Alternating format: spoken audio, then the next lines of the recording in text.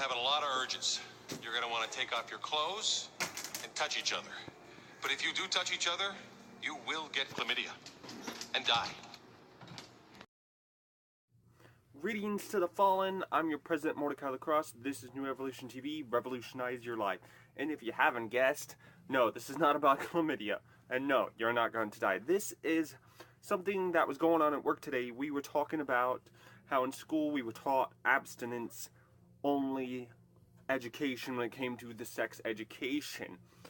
And we were talking about how we didn't learn shit in health class about what sex was or anything, of how we learned everything particularly that we knew about sex education through movies, television, and pornography and our friends, because the school wasn't teaching us, and so we learned anything about condoms and how to use protection and whatnot from the movies and from Hollywood, not from our own parents or not from the fucking school, because nobody wanted to teach it because abstinence education supposedly works. But yet, that's the thing, is they teach the most ridiculous fucking bullshit when it comes to this abstinence only education. Like, if you have sex, your penis will fall off and fall into another dimension,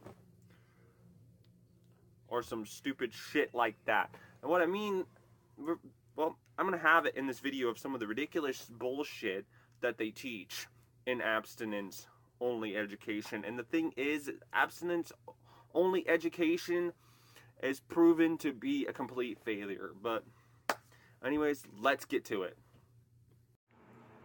So a 2004 investigation by the minority staff of the House Government Reform Committee reviewed 13 commonly used abstinence-only curricula taught to millions of school-age youth. The study concluded that 2 of the curricula were accurate, but that 11 others, used by 69 organizations in 25 states, blurred religion and science, and contained unproven claims and subjective conclusions or outright falsehoods regarding the effectiveness of contraceptives, gender traits, and when life begins. Among the misconceptions and the right falsehoods was a 43-day-old fetus is a thinking person. Another misconception that they taught is HIV can be spread via sweat and tears. Another lie they taught was half of the gay male teenagers in the United States have tested positive for HIV, and that pregnancy can result from touching another person's genitalia. And condoms fail to prevent HIV transmission as often as 31% of the time in heterosexual intercourse, which is incorrect because condoms work 99.9% of the time. Another lie that they taught is that women who have abortion are more prone to suicide, and as many 10% of women who have an abortion become sterile.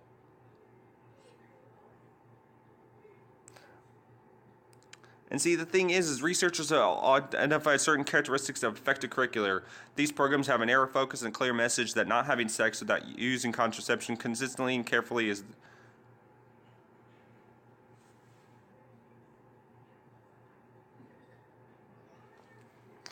But anyways, I can't remember what I was saying now.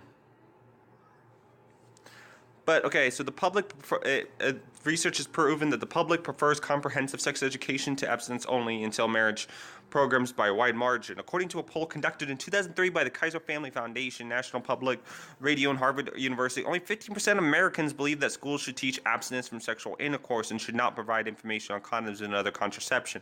A 2007 poll of voters conducted by the National Women's Law Center and Planned Parenthood Federation of America yielded remarkably similar results, with more than 3 out of 4 respondents preferring comprehensive sex education curricula, while only 14% favored an abstinence-only approach.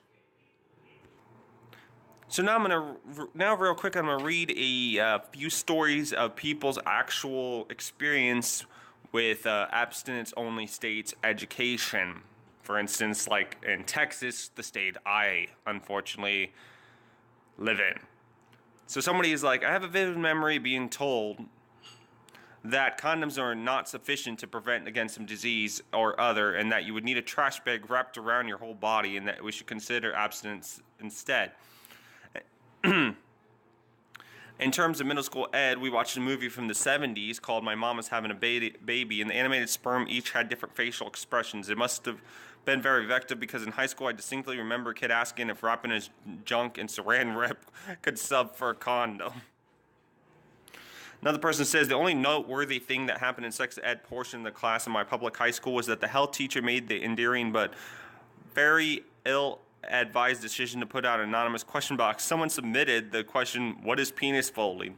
The poor teacher vowed to do her research and get to the bottom of this. Sadly, she came up empty.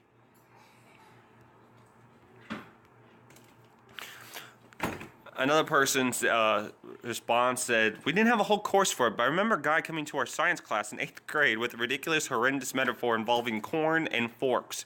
He basically said that all the girls have corn and all the guys want to get to it with their forks, and it was up to the girls to protect the corn by putting it in the Tupperware, putting it away in the back of the refrigerator, and locking the door to the kitchen. If I remember correctly, he then connected each one of these metaphor levels of security for corn to acceptable female behavior. For example, he said something like, the Tupperware is your underwear, the refrigerator is wearing modest clothes, and locking the kitchen was not being flirtatious. I don't remember there being many suggestions for the behavior of male students. That's because, you know, abstinence-only education is male-dominated and patriarchal. But anyways, I seem to remember him saying something like, forks just wanted to get to the corn and it's up to the corn to protect itself. They did the STD picture slideshow, and an 8th grade science teacher told us about how he waited until marriage to have sex and how he could guarantee that if you do this, it's the best sex you'll ever have. Actually, it'd be like the worst sex you could ever have because you have no idea what the fuck you're doing. The point being is that abstinence-only education is the most ridiculous, retarded bullshit that was ever invented by the church. And the thing is that's not even what their Bible says. Their Bible says that once you have sex with someone, then you're married to that person. So basically, if you'd have sex with one person, then have sex with another person, well, guess what? You're like married to more than one person, and then and if you had more sex with more people, then you'd be cheating on your original husbands and wives, and I'm just saying. It's complete utter shit, the abstinence-only thing, and was invented just to sell a bunch of fucking bullshit promise rings so Nickelodeon Disney could make billions of dollars from promise rings where you're promising to stay faithful to each other until marriage. But you know what? It reminds me of this joke from Jeff Dunham that it's where Ahmed says, why would I want 72 virgins? I mean, who wants to hear this 72 times? Was that good?